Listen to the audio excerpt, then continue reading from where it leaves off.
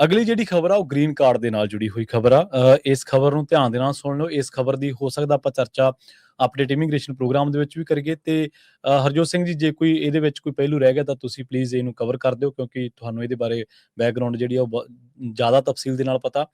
ਅਸਲ ਦੇ ਵਿੱਚ ਪਿਛਲੇ ਦਿਨਾਂ ਦੇ ਵਿੱਚ ਆਪਾਂ ਇਹ ਦੇਖਿਆ ਸੀਗਾ ਵੀ ਜਿਹੜੀ ਐਡਜਸਟਮੈਂਟ ਆਫ ਸਟੇਟਸ ਆ ਉਹ ਤੁਹਾਨੂੰ ਜਾ ਕੇ ਆਪਦੇ ਦੇਸ਼ ਦੇ ਵਿੱਚ ਬਦਲਣਾ ਪਊਗਾ। ਜਿਹੜੀ ਨਵੀਂ ਗ੍ਰੀਨ ਕਾਰਡ ਪਾਲਿਸੀ ਸਰਕਾਰ ਨੇ ਲਿਆਂਦੀ ਸੀ, ਇਹਦੇ ਨਾਲ ਜਿਹੜੇ ਵੱਡੇ ਕਾਰੋਬਾਰ ਨੇ, ਟੈਕ ਕੰਪਨੀ ਨੇ, AI ਕੰਪਨੀਜ਼ ਨੇ, ਤੇ ਉਹਨਾਂ ਦੇ ਉੱਤੇ ਬਹੁਤ ਜ਼ਿਆਦਾ ਅਸਰ ਪੈਣਾ ਸੀਗਾ।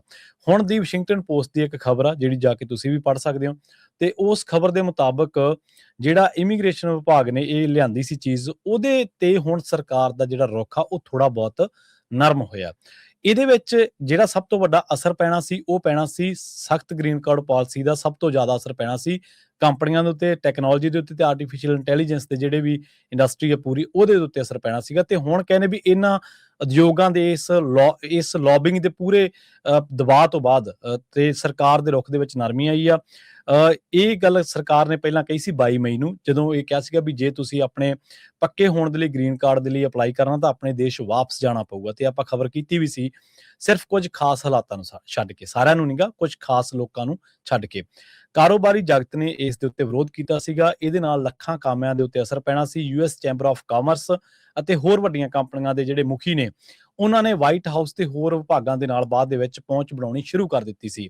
ਕਈ ਮੀਟਿੰਗਾਂ ਤੇ ਫੋਨ ਦੇ ਦੌਰ ਚੱਲੇ, ਫੋਨ ਦੀ ਗੱਲਬਾਤ ਦੇ ਦੌਰ ਚੱਲੇ, ਤੇ ਉਹਨਾਂ ਨੇ ਦੱਸਿਆ ਵੀ ਜੇ ਇਸ ਤਰ੍ਹਾਂ ਹੋਊਗਾ, ਲੱਖਾਂ ਲੋਕਾਂ ਨੂੰ ਆਪਣਾ ਜਿਹੜਾ ਸਟੇਟਸ ਆ ਉਹ ਚੇਂਜ ਕਰਨ ਦੇ ਲਈ ਜੋ ਆਪਦੇ ਮੁਲਕ ਚਲੇ ਜਾਣਗੇ, ਤਾਂ ਅਮਰੀਕਾ ਦਾ ਕੰਮਕਾਜ ਬਹੁਤ ਵੱਡੇ ਪੱਧਰ ਤੇ ਪ੍ਰਭਾਵਿਤ ਹੋਊਗਾ ਤੇ ਮਜਬੂਰਨ ਉਹਨਾਂ ਨੂੰ ਆਪਣਾ ਕੰਮ ਜਿਹੜਾ ਦੂਜੇ ਦੇਸ਼ਾਂ ਤੋਂ ਆਊਟਸੋਰਸਿੰਗ ਦੇ ਰਾਹੀਂ ਕਰਵਾਉਣਾ ਪਊਗਾ। ਸਰਕਾਰ ਨੇ ਬਾਅਦ ਦੇ ਵਿੱਚ, ਪ੍ਰਸ਼ਾਸਨ ਨੇ ਇਸ ਮਸਲੇ ਨੂੰ ਸਮਝਿਆ, ਇਹਦੇ ਤੇ ਤਫਸੀਲ ਦੇ ਨਾਲ ਚਰਚਾ ਹੋਈ। ਇਹ ਨਹੀਂਗਾ ਕਿ ਸਰਕਾਰਾਂ ਦਬਾਅ ਦੇ ਹੇਠਾਂ ਕੇ ਫੈਸਲੇ ਬਦਲ ਲੈਂਦੀਆਂ ਨੇ, ਸਰਕਾਰਾਂ ਬਕਾਇਦਾ ਤੌਰ ਤੇ ਵਿਚਾਰਦੀਆਂ ਨੇ ਕਿ ਕੀ ਵਾਕਈ ਇਹ ਗੱਲ ਦੇ ਵਿੱਚ ਕੋਈ ਦਮ ਹੈ। ਉਸ ਤੋਂ ਬਾਅਦ ਜਦੋਂ ਇਹਦੇ ਤੇ ਕੈਲਕੂਲੇਸ਼ਨ ਕੀਤੀ ਗਈ, ਇਹਦੇ ਜਮ੍ਹਾਂ ਘਟਾਓ ਕੀਤੇ ਗਏ, ਇਹਦੇ ਜਿਹੜੇ ਪ੍ਰਭਾਵ ਸੀ ਉਹ ਕੱਢੇ ਗਏ, ਤਾਂ ਉਦੋਂ ਬਾਅਦ ਪਤਾ ਲੱਗਿਆ ਕਿ ਇਮੀਗ੍ਰੇਸ਼ਨ ਵਕੀਲ ਇਹ ਦਾਅਵਾ ਕਰ ਰਹੇ ਨੇ, ਹੁਣ ਵਾਸ਼ਿੰਗਟਨ ਪੋਸਟ ਦੀ ਖਬਰ ਦਾ ਮੈਂ ਹਵਾਲਾ ਦੇ ਰਿਹਾ, ਕਿ ਸਰਕਾਰ ਨੇ ਇਸ ਪਾਲਿਸੀ ਨੂੰ ਰੋਕ ਦਿੱਤਾ ਹੈ ਜਦੋਂ ਤੱਕ ਨਵੀਆਂ ਤੇ ਸਪਸ਼ਟ ਗਾਈਡਲਾਈਨਸ ਨਹੀਂ ਆਉਂਦੀਆਂ। USCIS ਦੇ ਅਧਿਕਾਰੀਆਂ ਨੇ ਨਿੱਜੀ ਤੌਰ ਤੇ ਕਾਰੋਬਾਰੀ ਆਗੂਆਂ ਨੂੰ ਇਹ ਭਰੋਸਾ ਦਿਵਾਇਆ ਕਿ ਜ਼ਿਆਦਾਤਰ ਵਰਕ ਵੀਜ਼ਾ ਵਾਲੇ ਲੋਕਾਂ ਤੇ ਇਸ ਦਾ ਅਸਰ ਨਹੀਂ ਪਊਗਾ ਤੇ ਉਹਨਾਂ ਨੂੰ ਅਪਲਾਈ ਕਰਨ ਦੇ ਲਈ ਅਮਰੀਕਾ ਛੱਡ ਕੇ ਜਾਣ ਦੀ ਹੋਰ ਲੋੜ ਨਹੀਂ ਪਊਗੀ। ਸੋ ਇਸ ਵੇਲੇ ਦੀ ਜਿਹੜੀ ਖਬਰ ਆ ਉਹ ਇਹ ਆ ਕਿ ਇਹਨੂੰ ਰੋਕ ਦਿੱਤਾ ਗਿਆ। ਹਾਲਾਂਕਿ ਇਹ ਜ਼ੁਬਾਨੀ ਗੁਲਾਮੀ ਹਲੇ ਗੱਲਾਂ ਨੇ, ਪਰ ਵਾਸ਼ਿੰਗਟਨ ਪੋਸਟ ਨੇ ਇਹ ਗੱਲ ਦਾ ਦਾਅਵਾ ਕੀਤਾ ਕਿ USCIS ਨੇ, ਉਹਦੇ ਅਧਿਕਾਰੀਆਂ ਨੇ ਇਹ ਗੱਲ ਕਹੀ ਹੈ ਵੀ ਇਹਨੂੰ ਵਿਚਾਰਿਆ ਜਾਊਗਾ। ਵਿਚਾਰਨ ਤੋਂ ਬਾਅਦ ਜਿਹੜੇ ਕਾਮੇ ਨੇ, ਵਰਕ ਵੀਜ਼ਾ ਵਾਲੇ ਲੋਕ ਨੇ, ਉਹਨਾਂ ਨੂੰ ਫਿਰ ਤੋਂ USA ਛੱਡ ਕੇ ਜਾਣ ਦੀ ਲੋੜ ਨਹੀਂ ਪਊਗੀ। ਆਲੋਚਕ ਪਹਿਲਾਂ ਹੀ ਕਹਿ ਰਹੇ ਸੀਗੇ, ਜਾਂ ਸੈਨੇਟ ਦੇ ਵਿੱਚ ਵੀ ਕੋਸ਼ਿਸ਼ ਹੋਈ ਸੀ, ਸੈਨੇਟਰ ਜਿਹੜੇ ਬਿਲ ਕੈਸਡੀ ਨੇ, ਉਹਨਾਂ ਨੇ ਸਖਤ ਪਾਲਿਸੀ ਨੂੰ ਲੈ ਕੇ ਪੂਰੀ ਤਰ੍ਹਾਂ ਉਲਟਾਉਣ ਦੇ ਲਈ ਬਜਟ ਬਿੱਲ ਦੇ ਵਿੱਚ ਇੱਕ ਸੋਧ ਵੀ ਪੇਸ਼ ਕੀਤੀ ਆ। ਤੇ ਟਰੰਪ ਪ੍ਰਸ਼ਾਸਨ ਦੀ ਦੁਬਿਧਾ ਇਹ ਆ ਵੀ ਇਹ ਮਾਮਲਾ ਜਿਹੜਾ ਰਾਸ਼ਟਰਪਤੀ ਡੋਨਾਲਡ ਟਰੰਪ ਦੇ ਦੋ ਧੜਿਆਂ ਦੇ ਵਿਚਾਲੇ ਫਸਿਆ ਹੋਇਆ। ਇੱਕ ਪਾਸੇ ਉਹਨਾਂ ਦਾ ਵੋਟ ਬੈਂਕ, ਆਪਾਂ ਨੂੰ ਪਤਾ ਹੀ ਹੈ, ਇਮੀਗ੍ਰੈਂਟਾਂ ਦੇ ਮਾਮਲੇ ਦੇ ਉੱਤੇ ਉਹਨਾਂ ਨੂੰ ਦੁਬਾਰਾ ਚੁਣਿਆ ਗਿਆ, ਜੋ ਇਮੀਗ੍ਰੇਸ਼ਨ ਦੇ ਖਿਲਾਫ ਸਖਤ ਫੈਸਲਾ ਚਾਹੁੰਦੇ, ਤੇ ਦੂਜੇ ਪਾਸੇ ਅਮਰੀਕੀ ਕਾਰੋਬਾਰੀ ਆ ਜਿਨ੍ਹਾਂ ਦੇ ਸਿਰ ਤੇ ਆਰਥਿਕਤਾ ਚੱਲਦੀ ਹੈ। ਸੋ ਦੋਨੇ ਹੀ ਲੌਬੀਆਂ ਨੇ, ਇੱਕ ਪਾਸੇ ਵੋਟ ਬੈਂਕ ਆ, ਦੂਜੇ ਪਾਸੇ ਅਮਰੀਕੀ ਕਾਰੋਬਾਰੀ ਨੇ।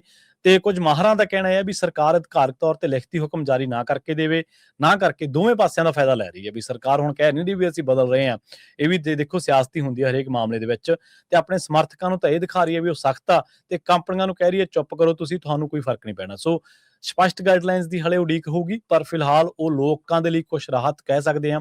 ਜਿਹੜੇ ਲੋਕ ਆਪਣੇ ਵੀ, ਕੁਝ ਪੰਜਾਬੀ ਵੀ ਹੋਣਗੇ ਉਹਨਾਂ ਦੇ ਵਿੱਚ, ਕੁਝ ਹੋਰ ਭਾਈਚਾਰਿਆਂ ਦੇ, ਹੋਰ ਦੇਸ਼ਾਂ ਦੇ ਲੋਕ ਹੋਣਗੇ, ਹੋਰ ਬੋਲੀਆਂ ਦੇ ਲੋਕ ਹੋਣਗੇ, ਜਿਹੜੇ ਕਿ ਵੱਖ-ਵੱਖ ਵੀਜ਼ਿਆਂ ਦੇ ਉੱਤੇ ਅਮਰੀਕਾ ਦੇ ਵਿੱਚ ਹੈਗੇ ਨੇ। ਸੋ ਫਿਲਹਾਲ ਉਹਨਾਂ ਦੇ ਲਈ ਇਹ ਵੱਡੀ ਰਾਹਤ ਜਿਹੜੀ ਆ ਉਹ ਕਹੀ ਜਾ ਰਹੀ ਹੈ ਕਿ ਉਹਨਾਂ ਨੂੰ ਸਟੇਟਸ ਚੇਂਜ ਕਰਨ ਦੇ ਲਈ ਅਮਰੀਕਾ ਛੱਡ ਕੇ ਆਪਣੇ ਮੁਲਕ ਵਾਪਸ ਨਹੀਂ ਜਾਣਾ ਪਊਗਾ। ਜੀ ਜੀ, ਬਿਲਕੁਲ।